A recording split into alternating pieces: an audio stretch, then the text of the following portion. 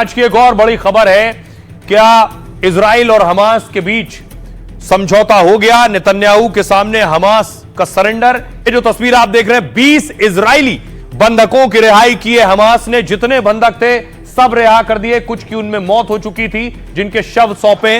Trump पहुंच गए उससे पहले इजराइल। आज ट्रंप के सामने बंधकों की रिहाई हुई है।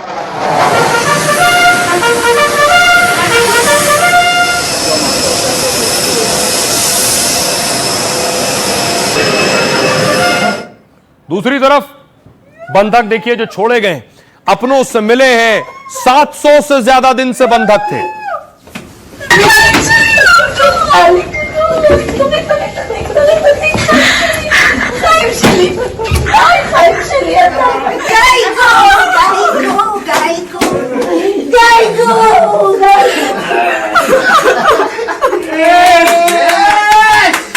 ये वो लोग हैं जिन्हें हमास ने बंधक बना रखा था इस बीच। उसके बाद देखिए जब बंधक छोड़े गए तो इजराइल के तेल अवीव में जश्न हो रहा था।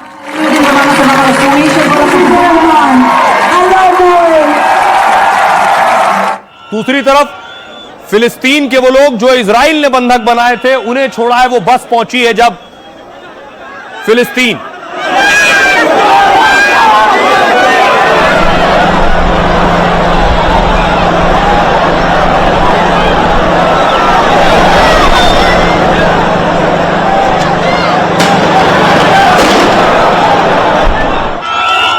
उसके बाद डोनाल्ड ट्रंप संसद में मौजूद थे, इजरायली संसद में। उन्होंने एक नोट लिखा।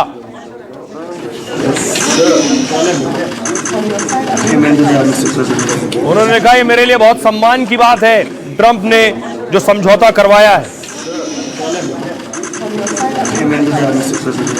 तो गाजा शांति समझौते का पहला चरण पूरा हुआ। हमास ने 20 इजरायली बंधकों को रिहा कर दिया।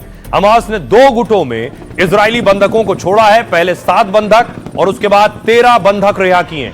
हमास के पास अब कोई भी जिंदा बंधक नहीं बचा है। हमास ने 7 अक्टूबर 2023 को इजराइल पर हमला किया और इस हमले में 1200 लोगों की मौत हुई। हमले के बाद हमास ने 251 लोगों को अगवा किया। बीते 2 सालों में कुछ को रिहा किया, बाकी को मार दिया। इन्हीं में एक नेपाली नागरिक बिपिन जोशी भी अगवा हुए थे। हमास ने आज बिपिन जोशी का शव लौटाया है। हमास के कब्जे में कुल 48 इजरायली बंधक थे, उसमें से 20 जिंदा लौट गए हैं। 28 के शव सौंपे जाएंगे और इसके बदले में इजराइल ने फिलिस्तीनी कैदियों को छोड़ा है। कुल मिलाकर 2000 फिलिस्तीनी रिहा होंगे। इजराइल में उम्र कैद की सजा काट रहे 250 फिलिस्तीनी रिहा होंगे। वहीं गाजा में बंधक बनाए गए 1700 लोग भी छोड़े जाएंगे। आइए आपको सुनवाता हूं, सुनिए जरा क्या कुछ कह रहे Trump. Not only the end of a war, this is the end of the age of terror and death and ये केवल युद्ध का अंत नहीं है, यह आतंक और मौत के युग का अंत है। ये विश्वास, आशा और ईश्वर के युग की शुरुआत है। ये नए मध्य पूर्व के ऐतिहासिक सवेरे का प्रतीक है। The price of these victories has been heavy. Nearly 2,000 of Israel's finest were lost. इस जीत की कीमत बहुत भारी थी। हजारों लोगों ने अपनी जिंदगी गंवा दी। अपने पीछे माँ बाप, पति पत्नी और बच्चे छोड़ गए।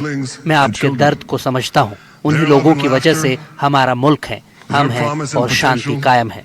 आज का दिन भावनाओं से भरा हुआ है। अमेरिकी राष्ट्रपति का नाम हमारे राष्ट्र की विरासत में दर्ज है। ये मानवता के इतिहास में पहले ही दर्ज हो चुका है।